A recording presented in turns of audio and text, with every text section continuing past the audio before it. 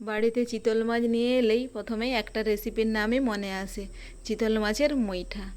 কিন্তু সময়ের অভাবে সব সময় তো আর মুইঠা বানানো যায় না, তাই যদি মাছটা এইভাবে রান্না করা যায় তাহলে কিন্তু বেশ লাগে। তো এখানে আমি 400 গ্রাম চিতল মাছের পিস নিয়েছি।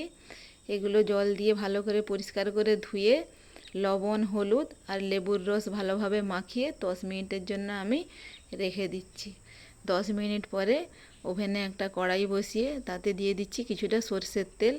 আর এই তেলটা ধোঁয়া ওঠা গরম হয়ে গেলে এর মধ্যে একে একে মাছের পিসগুলো দিয়ে উল্টে পাল্টে লাল লাল করে আমি ভেজে নেব।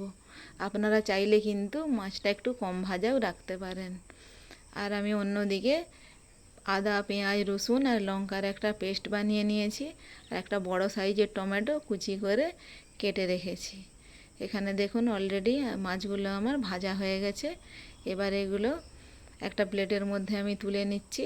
আর ওই তেলের মধ্যে দিয়ে দিচ্ছি টমেটো কুচি আর আদা, রসুন, লঙ্কা ও পেঁয়াজের পেস্টটা দিয়ে একটু নেড়ে চেড়ে নিয়ে এর মধ্যে দিয়ে দিচ্ছি হাফ চামচ হলুদ গুঁড়ো, হাফ চামচ জিরে গুঁড়ো আর স্বাদ মতো লবণ। এরপর আবারও কিন্তু আমি এটাকে ভালোভাবে কষিয়ে নিচ্ছি যতক্ষণ না মশলাটা থেকে তেল ছেড়ে আসে। দেখুন মশলাটা থেকে তেল ছেড়ে দিয়েছে। এখানে মশলাটা কষানো হয়ে গেছে। এবার আমি এর মধ্যে 1 কাপ গরম জল দিয়ে দিচ্ছি।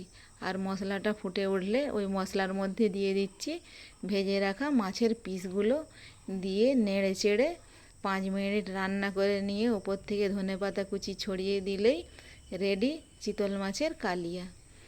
এই রান্নাটা করতে কিন্তু বেশি টাইম লাগে না। এটা একটা চটজলদি রান্না, 10 থেকে 15 মিনিট বড়জোর লাগে রান্না করতে। এবার আমি এটা একটা প্লেটের মধ্যে তুলে নিচ্ছি। আর এটা আমি গরম ভাতের সঙ্গে সার্ভ করব। আপনারা অবশ্যই একবার বাড়িতে এটা বানাবেন। আর কেমন হয়েছে রেসিপিটা অবশ্যই কমেন্টে জানাবেন। আর আমার ভিডিও যদি ভালো লাগে আমার চ্যানেলটা সাবস্ক্রাইব করে দিবেন আর ফেসবুক ও ইনস্টাতে ফলো করে দিবেন।